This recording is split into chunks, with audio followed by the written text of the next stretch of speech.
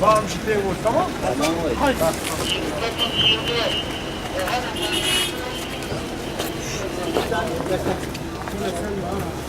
Bir arkadaş daha gelse.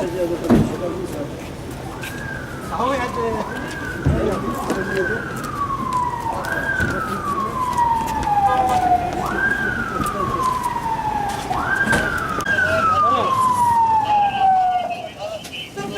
Kimliğini, arkadaşın kimliğini al.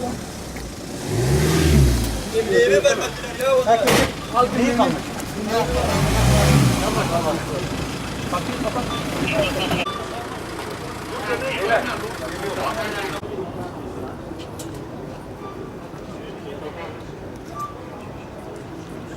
Beyler burada kimse kalmasın.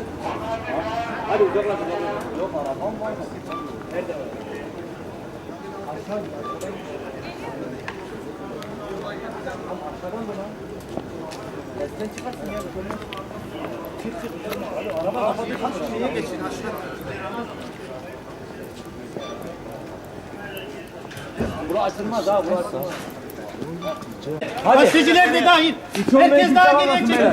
Zaten geçince araba otomatik geçtiğinde bir patlama sesi geldi zaten. Bizim arkadaş şurada yaralıydı zaten. Ona yetişene kadar Kaç yaralı vardı biliyor musun? bir kişi. Sadece bir kişi. Arabadan mı attılar? Efendim? Arabadan mı attılar? Yok, o bomba nedeniyle kendini yere atması şeyiyle bacağı zedelendi zaten. Olmayacak.